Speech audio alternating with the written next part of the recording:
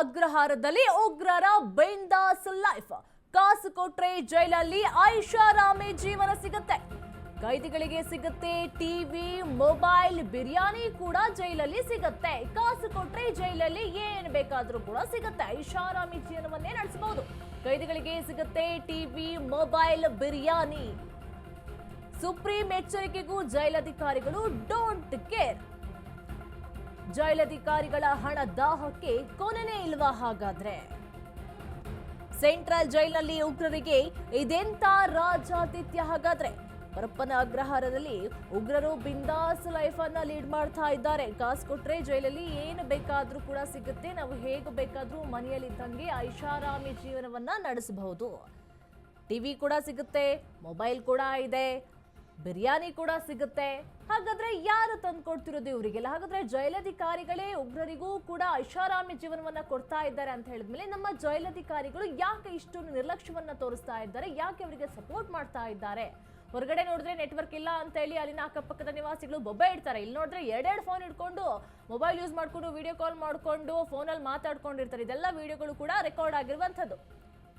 Central ಜೈಲಿನಲ್ಲಿ ಉಗ್ರರಿಗೆ ಇದೆಂತ ರಾಜಾತಿಥ್ಯ ಸಿಗ್ತಾ ಇದೆ ಹಾಗಾದ್ರೆ? ದುಡ್ಡಿದ್ರೆ ಏನು ಬೇಕಾದ್ರೂ ಸಿಗುತ್ತೆ. ದುಡ್ಡಿನ ದಾಹಕ್ಕೆ ಈ ಜೈಲಧಿಕಾರಿಗಳು ಮೊರೆ ಹೋಗಿದ್ದಾರೆ. ಹೆಂಗೂ ದುಡ್ಡು ಸಿಗುತ್ತೆ, ಹೆಂಗೂ ಗೊತ್ತಿಲ್ದಿರೋ ಹಾಗೆ ಕೆಲಸವನ್ನ ಮಾಡ್ಕೊಟ್ಬಿಡೋಣ ಹೀಗೆ ಯೋಚನೆ ಮಾಡಿ ಬೇಕಾಬಿಟ್ಟಿ ಅವರಿಗೆ ಏನು ಕೇಳ್ತಾರೋ ಅದೆಲ್ಲವನ್ನು ಕೂಡ ತಂದ್ಕೊಟ್ಬಿಟ್ಟು ಈಗ ಬಲಿಯಾಗಿದ್ದಾರೆ. ಕೈದಿಗಳಿಗೆ ಟಿವಿನೂ ಸಿಗುತ್ತೆ, ಮೊಬೈಲ್ ಕೂಡ, ಅದು ಒಂದಲ್ಲ ಎರಡೆರಡು ಫೋನ್ ಸಿಗುತ್ತೆ. ವಿಡಿಯೋ ಕಾಲ್ ಕೂಡ ಮಾಡ್ಕೊಂಡು ಕುತ್ಕೊಂಡಿರ್ತಾರೆ, ಬಿರಿಯಾನಿ ಕೂಡ ಮಾಡ್ಕೊಳ್ತಾರೆ, ಅವರೇ ಅಡುಗೆಯನ್ನ ಮಾಡ್ಕೊಳ್ತಾರೆ. ಇಷ್ಟೆಲ್ಲ ಐಷಾರಾಮಿ ಜೀವನ ಇದ ಮೇಲೆ ಜೈಲು ಅಂತ ಯಾಕೆ ಹೆಸರಿಡಬೇಕು? ಜೈಲಿಗೆ ಯಾಕೆ ಹೋಗಬೇಕು? ಅದು ಪರಪ್ಪನ ಅಗ್ರಹಾರಕ್ಕೆ ಯಾಕೆ ಹೋಗಬೇಕು?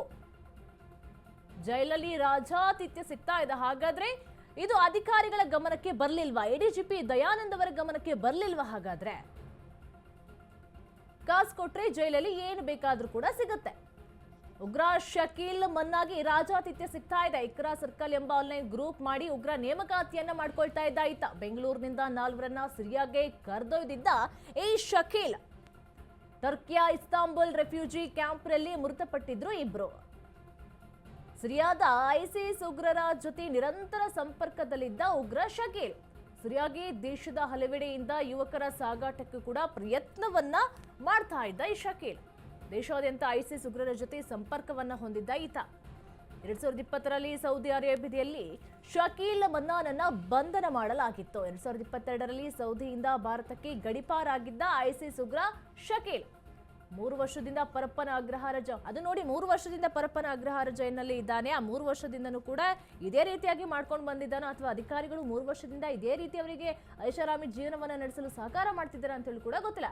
ಆದ್ರೆ ಈಗ ಮಾತ್ರ ವಿಷಯ ಬೆಳಕಿಗೆ ಬರ್ತಾ ಇದೆ. ಆ ವಿಡಿಯೋಗಳು ಕೂಡ ರೆಕಾರ್ಡ್ ಆಗಿರುವಂತದ್ದು. ಅವರು ಬಿರಿಯಾನಿ ಕೂಡ ಮಾಡ್ಕೊಂಡು ತಿಂತಾರೆ, ತನಗೆ ಬೇಕಾದಂತಹ ಅಡುಗೆಗಳನ್ನ ಮಾಡ್ಕೊಂಡು ತಿಂತಾರೆ, ಅವರು ಸಪೋರ್ಟ್ ಮಾಡ್ತಾ ಇದ್ದಾರೆ, ವಿಡಿಯೋ ಕಾಲ್ ಕೂಡ ಮಾಡ್ತಾ ಇದ್ದಾರೆ.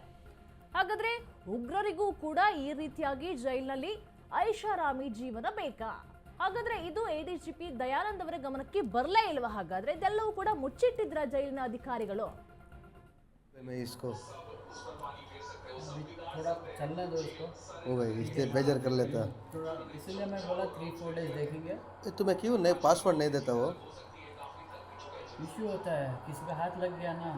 इसमें तुम्हारा जीमेल ईमेल सभी डालते हो? मेरा जीमेल ही मैं नहीं डालता हूँ, लेकिन वो तरीका मेथड जो है वो एक्सपोज हो सकता है, फिर वो सबके लिए प्रॉब्लम हो सकता है। हाँ, हमने भी प्रॉब्लम होता है, फिर वो सॉफ्टवेयर उनको मालूम हो गई तो हमने ब्लैक कर डालता। पहले तो जो जिसको पास मिलता है उसको प्रॉब्लम होता है, तो कस्टडी में लेके गया, मेरा नाम बोला, किसी को नहीं चाहिए वो परेशानी परेशानी क्यों लेता है?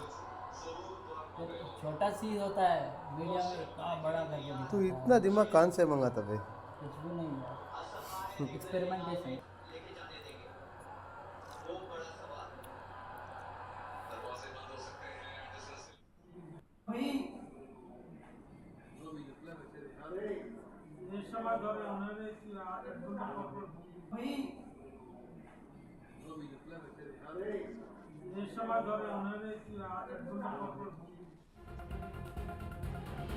ಜೈಲಲ್ಲಿ ಟೆರರಿಸ್ಟ್ಗಳಿಗೂ ಸಿಗ್ತಾ ಇದೆ ರಾಜಾತಿಥ್ಯ.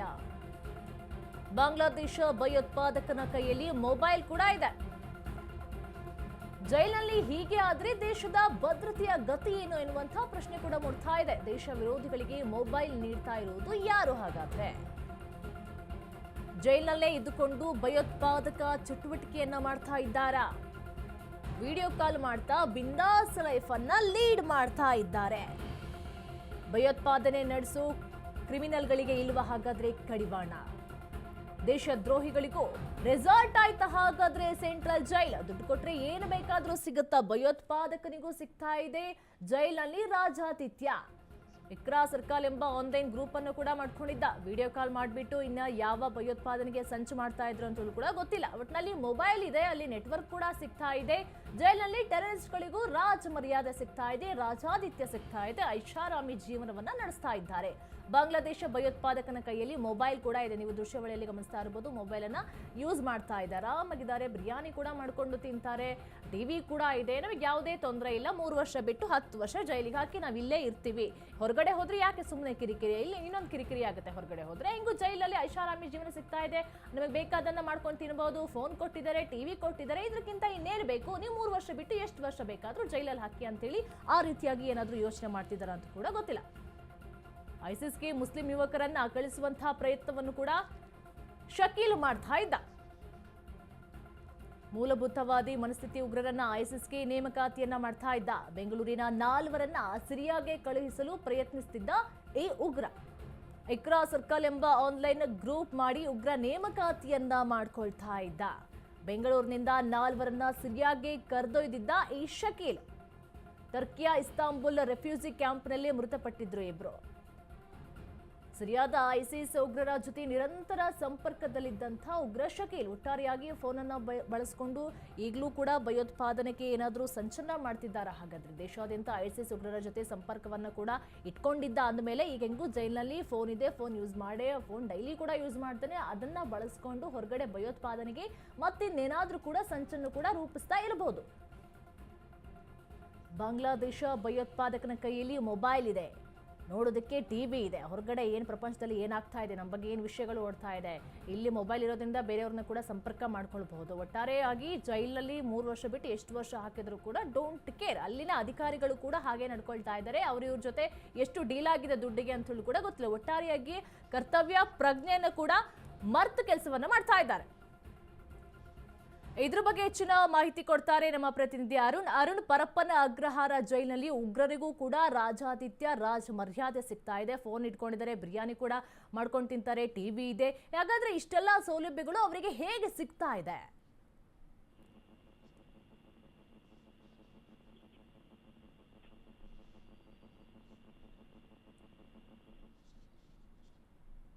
ಅರುಣ್, ಕೇಳಿಸ್ತಾ ಇದೆಯಾ ನನ್ನ ಧ್ವನಿ?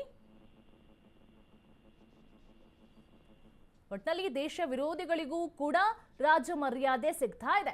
ಜೈಲಿನಲ್ಲೇ ಇದ್ದುಕೊಂಡು ಭಯೋತ್ಪಾದಕ ಚಟುವಟಿಕೆಗಳನ್ನ ಮಾಡ್ತಾ ಇದ್ದಾರೆ. ವಿಡಿಯೋ ಕಾಲ್ ಮಾಡ್ತಾ ಬಿಂದಾಸ್ ಲೈಫ್ ಅನ್ನ ಲೀಡ್ ಮಾಡ್ತಾ ಇದ್ದಾರೆ. 3 ವರ್ಷದಿಂದ ಕೂಡ ಪರಪ್ಪನ ಅಗ್ರಹಾರ ಜೈಲಲ್ಲೇ ಇದ್ದಾರೆ. 3 ವರ್ಷದಿಂದನೂ ಕೂಡ ಮಾಡ್ತಿರೋದು ಇದೇ ಕೆಲಸ. ಒಟ್ಟಾರೆಯಾಗಿ ಹಣದಾಸೆಗೆ ಜೈಲಿನ ಅಧಿಕಾರಿಗಳು ಕೆಲಸವನ್ನೇ, ಕರ್ತವ್ಯ ಪ್ರಜ್ಞೆಯನ್ನ ಮರಿತಾ ಇದ್ದಾರೆ. ಇದ್ರ ಬಗ್ಗೆ ಹೆಚ್ಚಿನ ಮಾಹಿತಿ ಕೊಡ್ತಾರೆ ನಮ್ಮ ಪ್ರತಿನಿಧಿ ಅರುಣ್. ಪರಪ್ಪನ ಅಗ್ರಹಾರ ಜೈಲಿನಲ್ಲಿ ಉಗ್ರರಿಗೂ ಕೂಡ ರಾಜಾತಿಥ್ಯ, ರಾಜ ಮರ್ಯಾದೆ ಸಿಗ್ತಾ ಇದೆ, ಐಷಾರಾಮಿ ಜೀವನವನ್ನ ನಡೆಸ್ತಾ ಇದ್ದಾರೆ, ಬೇಕಾಬಿಟ್ಟಿಯಾಗಿ ಬದುಕ್ತಾ ಇದ್ದಾರೆ, ಫೋನ್ ಕೂಡ ಇದೆ, ಟಿವಿ ಕೂಡ ಇದೆ. ಹೇಗೆ ಈ ಸೌಲಭ್ಯಗಳೆಲ್ಲ ಸಿಗ್ತಾ ಇದೆ ಅಂತ?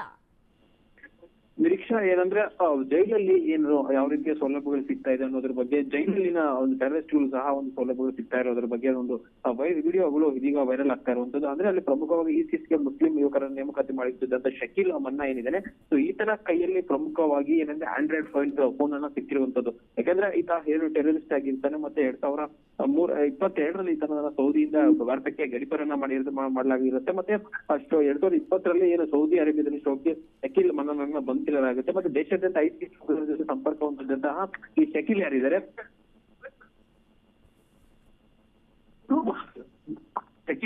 ಈತ ಬೆಂಗಳೂರಿನ ತಿಲಕ್ ನಗರ ಜುನಾದ್ ಅಹಮದ್ ಶಕೀಲ್ ಮನ್ನಾ ಮೂಲಭೂತವಾಗಿ ಮನಸ್ಥಿತಿ ಉಗ್ರರನ್ನು ISISಗೆ ನೇಮಕಾತಿಯನ್ನ ಮಾಡ್ಕೊಂತ ಇದ್ದ. ಮತ್ತೆ ಯಾರೆಲ್ಲ ಈ ರೀತಿ ಟರ್ಕಿ ಇಸ್ತಾಂಬುಲ್ ರೆಫ್ಯೂಜಿ ಕ್ಯಾಂಪ್ ನಲ್ಲಿ ಮೃತಪಟ್ಟಿದ್ದ 2 ವ್ಯಕ್ತಿಗಳು ಇದ್ದಾರೆ, ಸೊ ಅವ್ರ ಜೊತೆ ಸಹ ಸಂಪರ್ಕ ಹೊಂದಿದೆ. ಮತ್ತೆ ಸಿರಿಯಾದ ISIS ಉಗ್ರರ ಜೊತೆ ಸಹ ನಿರಂತರವಾಗಿ ಸಂಪರ್ಕವನ್ನು ಇಟ್ಕೊಂಡಿದ್ದ. ಮತ್ತೆ ಸಿರಿಯಾಗೆ ದೇಶದ ಹಲವೆಡೆಯಿಂದ ಯುವಕರನ್ನ ಸಾಗಾಟ ಮತ್ತು ಪ್ರಯತ್ನವನ್ನು ಸಹ ಈತ ಮಾಡ್ತಾ ಇದ್ದ. ಜೊತೆಗೆ ಏನಂದ್ರೆ ಪ್ರಮುಖವಾಗಿ ಈತನ ಮೇಲೆ NIA ಸಹ ಒಂದು 2022ರಲ್ಲಿ ಸಹ ಚಾರ್ಜ್ ಶೀಟ್ ಅನ್ನ ಮಾಡಿರುತ್ತೆ. ಮತ್ತೆ ಚಾರ್ಜ್ ಶೀಟ್ ಆದ ನಂತರ ಈತನನ್ನ NIA ಬೆಂಗಳೂರಿನಲ್ಲಿ ಬಂದಿರುವಂತದ್ದು ಮತ್ತೆ ಅದನ್ನ ಪರಮಾವಧಿ ಜೈಲು ಕೊಟ್ಟಿದ್ದಾರೆ. ಆದ್ರೆ ಈಗ ಜೈಲಲ್ಲಿ ಈತನಿಗೆ ಒಂದು ಈ ರೀತಿಯ ವಿಶೇಷ ಸೌಲಭ್ಯಗಳು ಸಿಗ್ತಾ ಇರುವಂತದ್ದು, ಅಲ್ಲಿನ ಸಿಬ್ಬಂದಿಗಳ ಮೂಲಕ ಸಿಗ್ತಾ ಇರುವಂತದ್ದು ಮೇಲ್ನೋಟಿಗೆ ಗೊತ್ತಾಗಿರುವಂತದ್ದು. ಈ ಬಗ್ಗೆ ಇದೀಗ ಗೃಹ ಸಚಿವರು ಇರುವುದು ಮತ್ತೆ ADGP ದಯಾನಂದ್ ಇರುವುದು ಎಲ್ಲರೂ ಸಹ ಇದನ್ನ ತನಿಖೆಗೆ ಆದೇಶ ಮಾಡಿರುವಂತದ್ದು. ಉಗ್ರರ ಕೈಯಲ್ಲಿ ಮೊಬೈಲ್ ಹೇಗೆ ಸಿಗ್ತಾ ಇದೆ ಅನ್ನೋದ್ರ ಬಗ್ಗೆ ಪ್ರಶ್ನೆನ ಎತ್ತಿರುವಂತದ್ದು. ಹಾಗಾಗಿ ಈಗ ಗೃಹ ಸಚಿವರು ಸಹ ಹೇಳಿರುವಂತದ್ದು ಮತ್ತೆ ADGP ದಯಾನಂದ್ ಅವರು ಸಹ ಒಂದು DIG ತನಿಖೆಗೆ ಆದೇಶ ಮಾಡಿದ್ದಾರೆ. ಮತ್ತೆ ಯಾವ ರೀತಿ ಟೆರರಿಸ್ಟ್ ಗೆ ಈ ರೀತಿಯ ಒಂದು ಮೊಬೈಲ್ ಗಳು ಸಿಗ್ತಾ ಇದೆ ಮತ್ತೆ ಬೇರೆ ಬೇರೆ ಟೆರರಿಸ್ಟ್ ಗಳು ಯಾರ ಜೊತೆ ಮಾತಾಡ್ತಾ ಇದ್ದಾರೆ ಮತ್ತೆ ಏನೆಲ್ಲ ಕೆಲಸಗಳು ಮಾಡ್ತಾ ಇದ್ದಾರೆ ಅನ್ನೋದ್ರ ಬಗ್ಗೆ ಸಂಪೂರ್ಣವಾದ ವರದಿಯನ್ನು ಕೊಡಬೇಕು ಅಂತ ಹೇಳ್ಬಿಟ್ಟು ಸೂಚನೆಯನ್ನು ಕೊಟ್ಟಿರುವಂತದ್ದು. ನಿರೀಕ್ಷಾ. ಥ್ಯಾಂಕ್ ಯು ಅರುಣ್ ನಿಮ್ಮೆಲ್ಲ ಮಾಹಿತಿಗಾಗಿ.